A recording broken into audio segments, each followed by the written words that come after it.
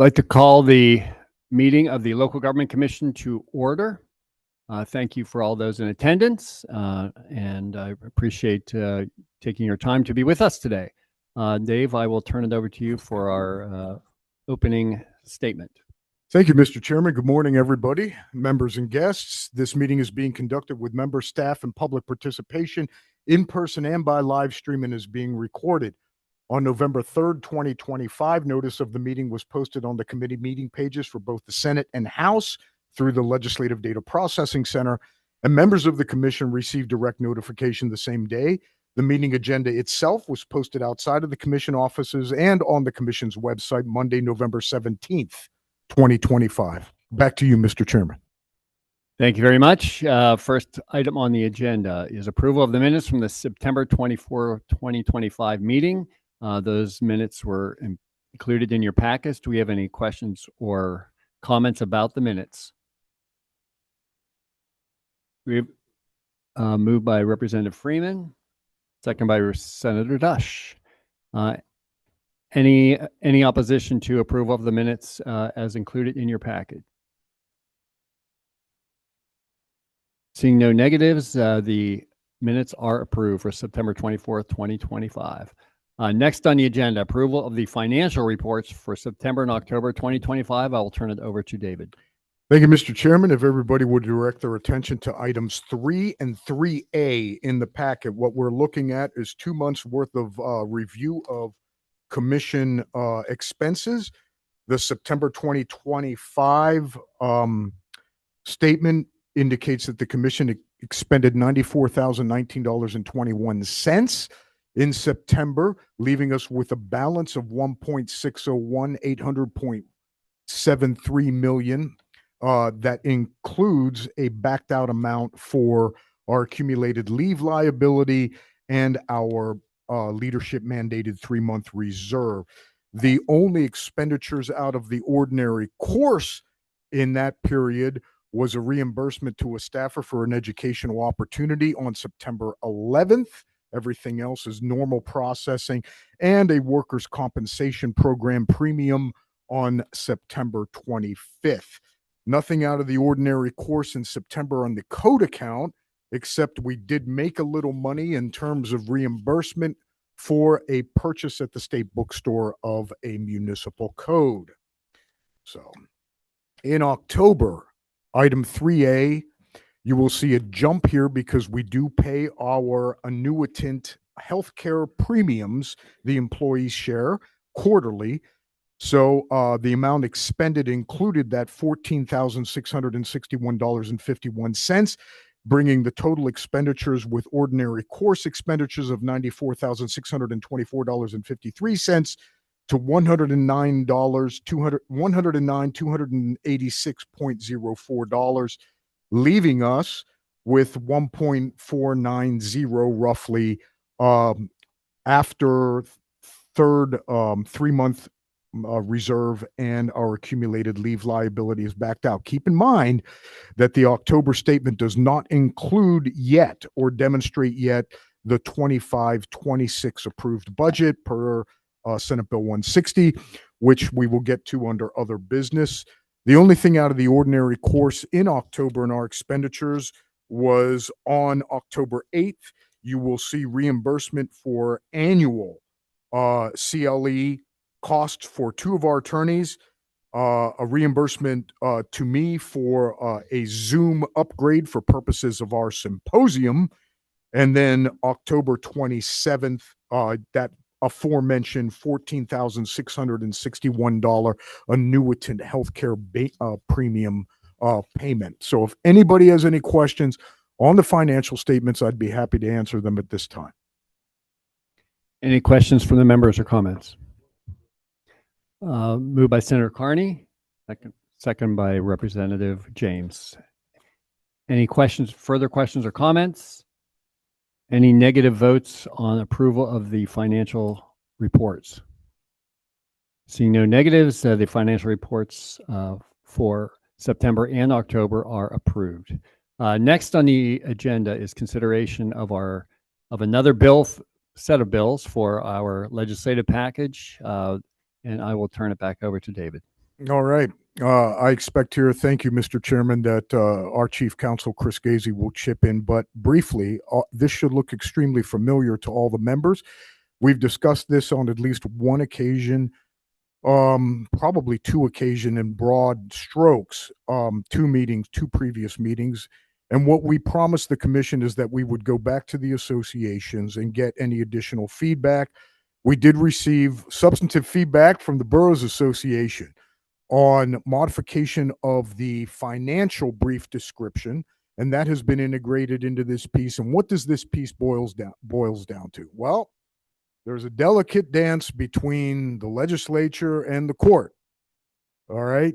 And this is about clawing back power from the court as to what reasonable detail means for purposes of a brief summary in an ordinance advertisement. As everybody is aware, a lot of time, effort, and finance goes into municipal advertising, and the effectiveness of municipal enactments relies heavily on the effectiveness of an advertisement. We saw an opportunity after the aforementioned court case in Lancaster, in the city of Lancaster, to provide a bulwark against any interpretation of what reasonable detail means in the municipal codes to protect the brief summaries for municipalities. With that said, you have the draft in front of you, members, under item 4. And if we have any questions, Mr. Chairman, if you could recognize Chief Counsel, and he can speak to the way we develop this. Chris, you have further to add? I'll just comment that we worked with the Pennsylvania News Media Association and all of the municipal associations in crafting this language. We tried to draw a pretty careful balance to ensure public transparency about proposed measures while laying out a very predictable framework. So a local solicitor can essentially use the points in the Romanettes 1, 2, and 3 to basically say this is the structure of our notice to the public of what's in this, and then proceed with confidence. We were especially concerned when we heard that some solicitors were hesitant to publish a summary at all, given the state of the case, and were going to insist on publishing full text of ordinances. Which for some ordinances is probably perfectly fine, but for an extended ordinance would be an exorbitant cost. So this was our goal, and I'm happy to answer any questions. I have a question, and David, you alluded to working with the boroughs on the financial, the requirements on financial. How'd you say that? About advertising things that have a financial impact. Is that how you said that? Yes, that's correct. If you tell me how that's Sure. shown in here. That is reflected in Romanet 3, Mr. Chairman. Okay. We wanted to make sure that in the development of this piece, that in addition to a brief summary about any conceivable subject, if the subject involved the outlay of public finances, taxpayer dollars, we wanted to make sure that that had to be included. A description of that had to be included in the brief description in the advertisement. However, when we did it initially, there were some questions as to its breadth. So what resulted here was reflected in Romanet 3 in the breakdown of what precisely the parameters of those financial outlays look like. Payment or disbursement of funds for goods, services, or contractual obligations, restriction of funds for a specific purpose or obligation, or the pledge of funds for a specific purpose or obligation. Of course, this is always a challenge when we're crafting legislation. You have to walk the line between being overly prescriptive and being too general in the terminology, and this is where we landed. I did want to make just one quick comment on the structure of this. We would have one bill that would cover the borough code, the third class city code, and the county code, the consolidated bills. We would have one bill for the second class township. And then we would have to determine whether we want to go ahead and amend the first class township consolidation that's currently moving through the process to include this language now or return to it next year, depending upon where folks are with that. We wouldn't be introducing an amendment to the unconsolidated first class township code while the consolidation is in process. It is, but I don't feel like I'm being projected. Okay. Senator Dush? Yeah, Chris, on Romanet 3, where it says that it's a reference to a publicly available internet site, not all townships actually have a website. And I'm just kind of curious if you're notifying on when you do make the public notification and you're using a summary, should we have something in here that would include that they may go to a place where they can actually obtain the full text? Well, that is current and existing law. Okay. So you already have the obligation to provide an in-person location to provide the full text of an ordinance if you're not publishing the full text in the newspaper. So that's what A3 covers. Yeah. 3A3. I think that's what I just wanted to make sure that Actually, it's A2, which you see is not underlined, a reference to the place within the township where copies of the proposed ordinance may be examined. That's the current law that already requires that. Our addition here with the website is if you have a website, you should be including the full text on your website. Thank you.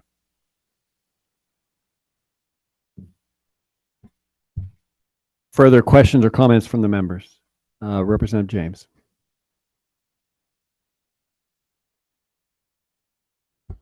Thank you, Mr. Chairman. Mr. Guzzi and I were having a brief conversation before we got started. I wonder if I could call upon him to put a little meat on the bone on that home rule exception, please. Well, it's not so much a home rule exception as the administrative responsibilities of home rule generally allow home rule municipalities to lay out their administrative processes for things. So that is true in contracting. That is true in public notice. That is true in a wide variety of things. So the public notice provisions that a home rule municipality may already follow probably differs from the current statutory process, and they continue to have that power moving forward.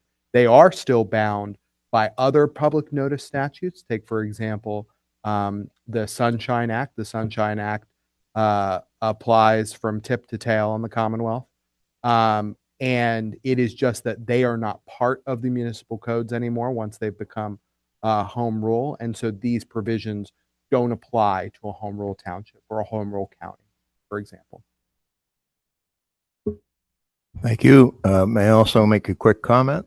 Sure. I like Mr. Green's characterization as clawing back power from the courts. The courts are willing, if not eager, to usurp those powers, and I'm all for this bill now. Representative Miller.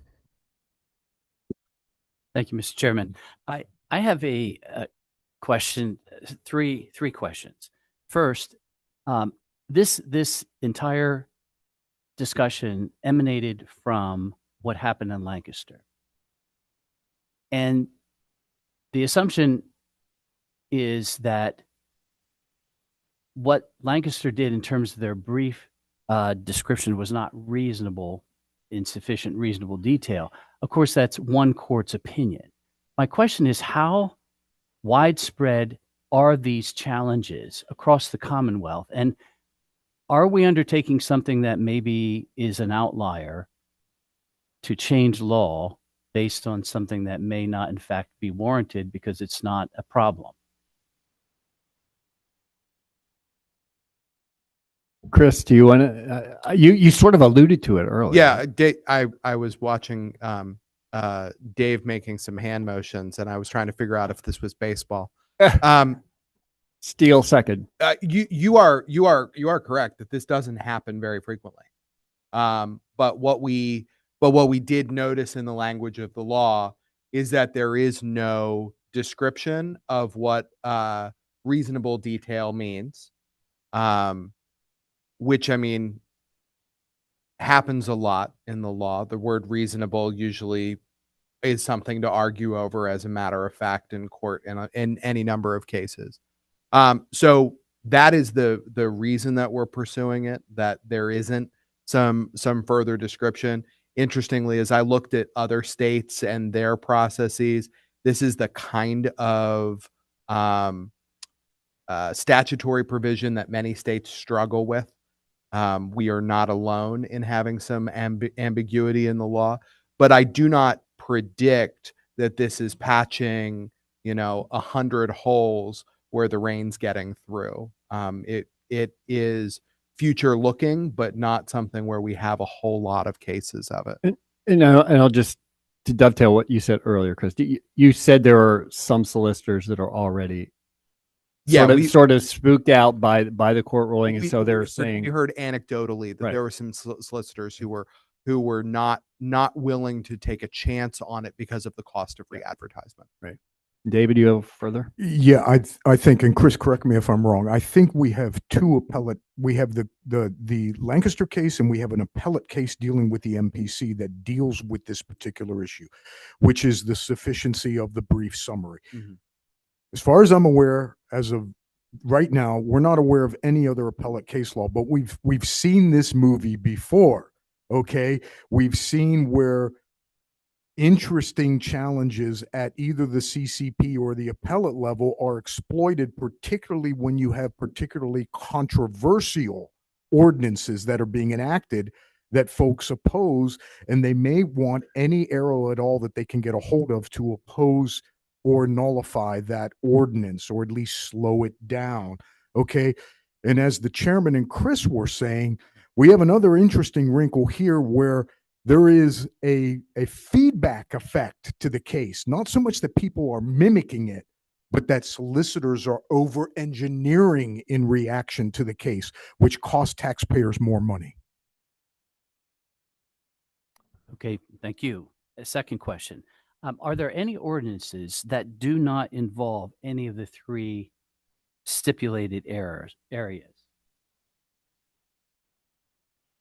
that maybe a municipality may say, well, because it doesn't fit into one of these categories, we don't need to follow this? I don't think this is the case, but I just wanted to ask. I was trying to think through my mind, like, for instance, a manager's ordinance doesn't necessarily, I don't think, fit in one of these. There's probably others, but I wanted to ask, are there any ordinances that anyone can think of that would not fit into these three categories? I mean, it is conceivable that there could be other things that are not covered. The language still does require a brief summary. The tent hooks here are really, or the tent poles here are really for identifying that the following things have to be a part of the brief summary, not a substitute for the brief summary. We did not set out to identify every possible thing that could be in an ordinance. I think you're correct in that. But I do think that many topics would end up at least tangentially involving one of the three items, and would definitely require some careful thought on the part of the solicitor. So my question for you is, does this language that's proposed here in this draft need to be revised to be a catch-all for any ordinances that might fall outside of those three categories? I mean, that's the purpose of the language that says brief summary, which is carried over from existing law. Really, all we're replacing is the words reasonable detail. I will say that this, in sharing this widely, we were basically begging the question of what else should be in here, and we incorporated the things from stakeholders that they felt should be in here. So I can appreciate wherever you are on this, but I don't know of anything additional that I would recommend that we need. So he's correct me if I'm wrong, you're saying the brief summary, no matter what, that's in law and it's going to stay there. It's just what has to be in that brief summary. Right. It's That's all we're really talking about. in right. this bill. Right now, you have a standard that is Yes. a brief summary in reasonable detail. And instead, the standard here is brief summary, which at minimum includes the following. It doesn't change the fact that a brief summary is required. Right, and that applies for any ordinance that contains subject matter that is not reflected in the Romanettes. That still requires a brief summary, and we have to keep the crow's eye view of what this ordinance does, what this measure does. What it says is that if you have a website, okay, and you publish a brief summary in accordance with these parameters, and you publish the ordinance on the website, the ordinance cannot be attacked on the sufficiency of the brief summary. It sets up an affirmative defense. It doesn't really mitigate the necessity for a brief summary. It amplifies it by removing reasonable detail and specifying that for certain subject matter, the brief summary must include that language. So that's it. What we're doing is providing a protection against a challenge to the ordinance. Okay, thank you. Third question, notwithstanding Representative Jane's comments previously, A.2 about legal sufficiency. Whenever a published summary is subject to a legal challenge, a summary shall be legally sufficient, etc. Isn't that something that, in terms of the separation of powers, a court would simply laugh at? In other words, they could look at that and say, oh, yeah, they say that we're impervious to challenge, but we're the court. We're not impervious to challenge. Isn't that we can't say, court, you can't look at this. Can we? We actually probably could. This But- language is this. But language, is the court obligated? yes. I mean, there are certainly cases where we could put a bar against appeal, a categorical bar against appeal. Essentially, it's a jurisdictional change. The court doesn't have jurisdiction to review this question. This is essentially like an affirmative defense, right? If all of these things are here, you need evidence that something is wrong in order to make a collateral challenge. This doesn't go so far as a full burden shift. This doesn't go so far as providing immunity from challenge. This is essentially an instruction to the court, which is a softer measure. But a court would read this and say, okay, these are the parameters for reviewing a challenge that the legislature has adopted. Okay, I just want to test this. So in other words, let's say there's some municipality that wants to obfuscate and actually go beyond this and not follow the provisions here. Is that then unchallengeable? Well, essentially, if a court went outside the bounds of the instructions that the legislature would provide, it would be a appellate question. They might take it up to the Commonwealth Court and say, well, the Court of Common Pleas allowed a challenge on a different basis than what the legislature laid out in the statute, and we're asking the Commonwealth Court to overturn. Now, I mean, every case is every case, and cases and controversies go down into their individual detail, but this is legislative instructions to the court, and there's a lot of history of that, and there's a lot of cases, or there's a lot of places in law where we see that. Do you agree with that description, Dave? Yes, I do. I think it is the province of the General Assembly to decide when municipal advertising is sufficient. Now, conceivably, to Representative Miller's point, there could be a point, and this is reflected already in the judicial code when we've encountered this question before, in sufficiency of procedures related to an ordinance, where the amount of procedural defect was such that it reaches constitutional proportions, due process. We see that in 42 Pax 5571.1, which talks about procedural defects. But in most cases, if you include some sort of brief summary and there is adequate notice of a meeting, okay, it's not going to reach those constitutional proportions where due process is being violated, okay? To Chairman Miller's point, let's deal with a situation where a municipality advertises according to this measure, but doesn't hold a required public hearing or doesn't approve the ordinance at a public hearing. That ordinance is procedurally defective. But all this would do is preclude the challenge on the basis of the brief summary in the advertisement. So the ordinance is still subject to challenge by virtue of procedural defect, but they can't raise in court the question of the brief summary in the advertisement. They have other opportunities to challenge the procedural deficiency, just not the brief summary. Okay, follow-up question. Just bear with me. Does this not potentially provide an immunity which could encourage people to not follow the provisions here? Because, hey, we're scot-free. This cannot be challenged. Are we not better off leaving that provision out so that it is subject to review? I don't know that I would take it so far as to say that it's a matter of immunity. I mean, it is a instruction to the court of the following things are sufficient.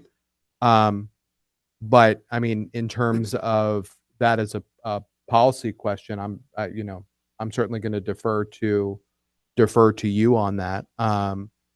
But this was the best solution that we could come up with in negotiation with the parties. And I guess that's about where I'm at. That's really the crux of the whole thing, is to give this safe harbor. If you don't have that part of this, this is worthless, really, right? Yeah, if you don't have we are trying to provide a safe harbor for these advertisements, saying if you do what we said, that's enough to fulfill the requirements of a legal notice. You do these things, you fulfill the requirements, and therefore, I mean, if we don't have a safe harbor, then why even have the bill, I guess? Yeah, I mean, it is. I agree with you that it is a safe harbor, and I feel like I'm talking myself in circles, and I apologize if I'm getting confusing. But I mean, the point is, can we increase the level of confidence that a solicitor has in providing legal services to the municipality, that they are doing right by their public responsibilities when they advertise a summary of an ordinance? And that's essentially the stake. David, you have more?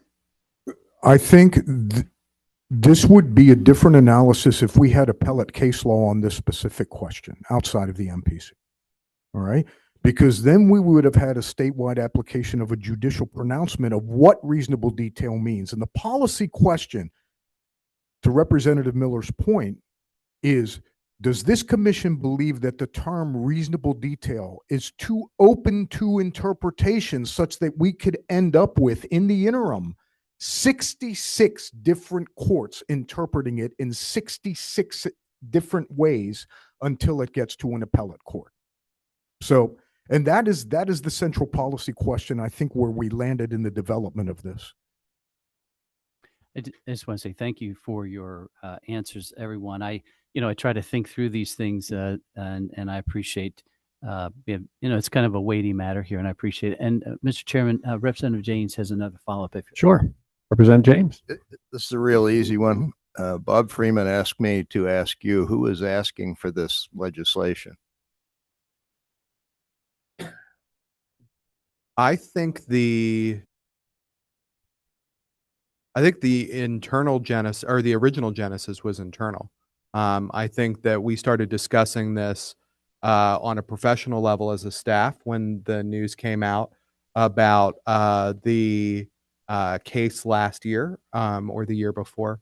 And at the beginning of the session, when we were talking about legislative ideas for this session, we discussed it informally with the associations and say, is this something that you're interested in? And there was a general consensus that it was, but this is not the result, as far as I can remember, of any sort of resolution the way some of our pieces generate.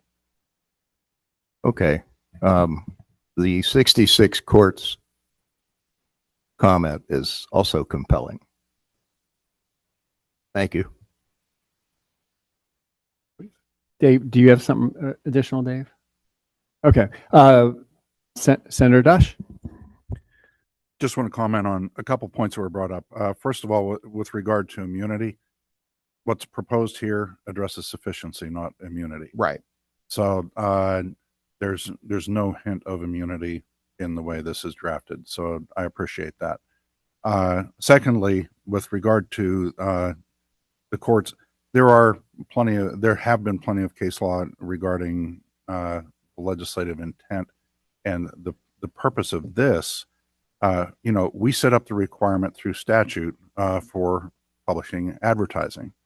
It's the province of the legislature to also set up what actually is sufficient in that advertising. So there is nothing here that is out of the authority of the legislature to do. So I think this is very proper, and I appreciate the work. Further questions or comments from members? So, do we have consensus? Do the members feel we should move forward and advance these bills as local government commission? Okay. Any negatives? Thank you. Again, this very can be confusing, but I'm glad we had a great airing of the issue today and in the past. So thank you, David. Thank you, Chris. We almost set a record of 4 meetings looking over one piece of legislation. So We are thorough as usual. That's our claim to fame on the local government commission, is being thorough. So great. We will be looking for sponsors for House and Senate versions of the bill. If anyone wants to step forward to do that. So we'll have 2 bills, is that correct? I Or- believe two bills, and then the if we're putting it in the first class township code, that would be an amendment to the consolidation bills moving forward. We have a meeting scheduled today at 10 o'clock, and we are taking up the consolidation bill. Does that pose a problem for the commission? As far as, did you want us to hold it until you get the amendment? I'm looking at him because this is his call. I think it would, if you can hold it, it seems to me that it would be more efficient if the amendment occurred in committee rather than on second or on the floor. I think we Would always be- prefer that as It would be easier, but we probably won't have another meeting though until December. I think that's okay. We're only losing, Mr. Chairman, we're only losing about a month, right? Roughly. Okay. I'm agreeable to that if the commission is.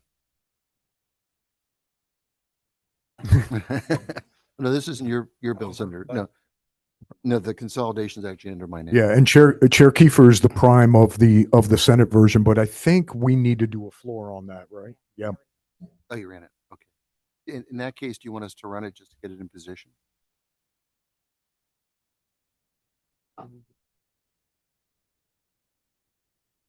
Okay, we'll move on to them. Yeah. Sounds good. Do we have any Sponsor. people who want to step forward as prime sponsors? Okay. Senator Kiefer and Senator Dush have one. And how about in the House? Representative Freeman? Anyone else? Another House member for prime? Representative Sabi? Interesting. Yes. Who wants it? We're all going to sign on, of course, but okay. He's ready, willing, and able. I love leaving the office. Yes. Like We need another house. Representative James, you taking it? Representative Sappy?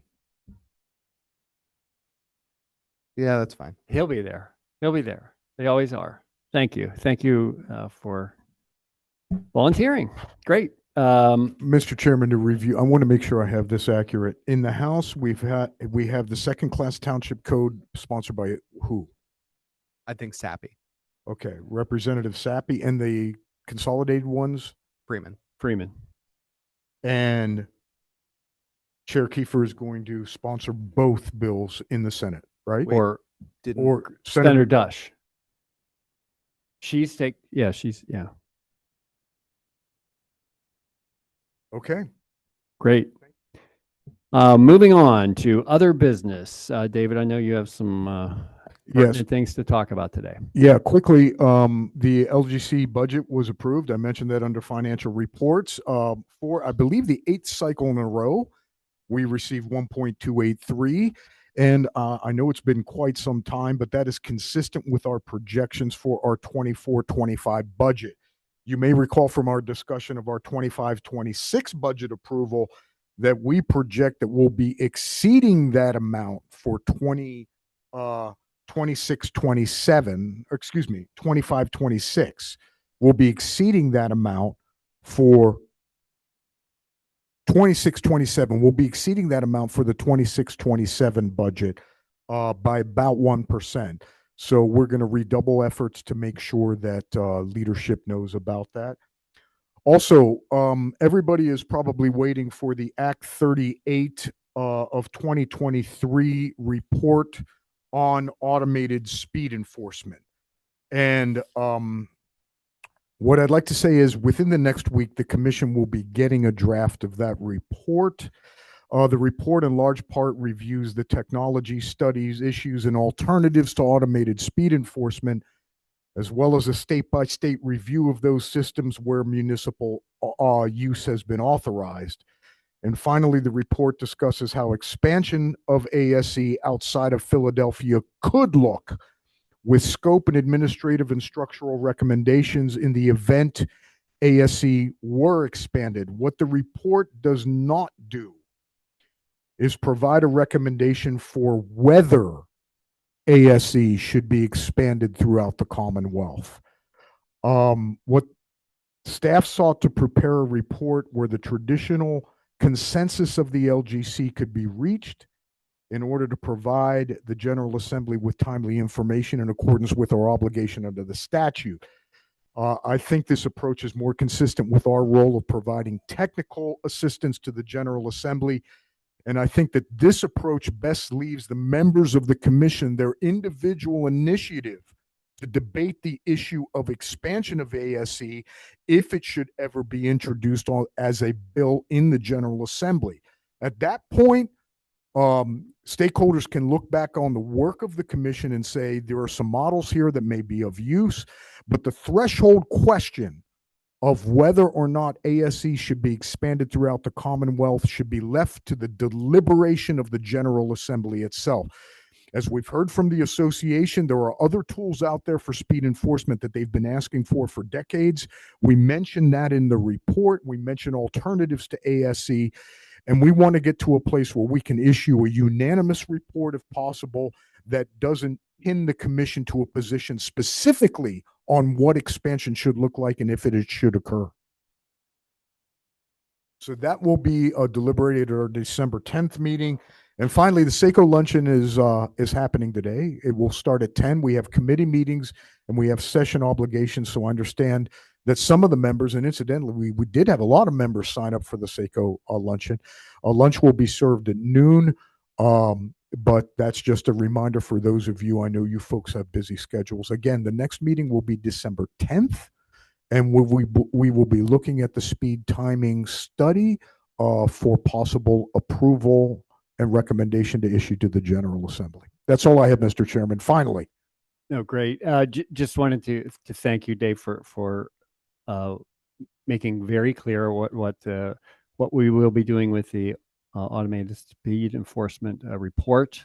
I think it is important that this committee fulfill an obligation that was given to us by the General Assembly to provide this technical report, and then we're not endorsing or being against the future movement by the General Assembly, whether to allow for automated speed enforcement expansion. But I am going to remind the members you will be getting a draft copy of this report very soon. Please look it over, and if you have input to make, get it to David and Chris and folks working on this. A lot of work has gone into it, and we want to report this out in a timely manner. It's due by the end of the year, correct? It's due December And, you know, 12th. Yeah. I'm not casting aspersions, but many times when studies are asked for from other groups, we have to extend deadlines. And this one, we do not want to do that. We want to get our job done as we were asked to do, and I take great pride in getting that across the finish line. So, thank you, David. Yeah, and not to make sure that the load is not too heavy. When you look at the report structurally, roughly half of it is background on ASA technology and state-by-state comparisons. The recommendations are the steak and not the peas, and that occurs in the last 20 to 30 pages of the report. And I think that that's where the focus of the commission in their review may make a difference. Anything further from members? Representative Sappy. It's the week before Thanksgiving, so I just wanted to give a shout out to the commission staff who work so hard for us. We moved 2 bills yesterday in the House, and I'm very grateful for your support. Thank you so much. We have so much to be thankful for. Thank you all. With that, I will adjourn the meeting, and thank you all for your attendance, and have a great one.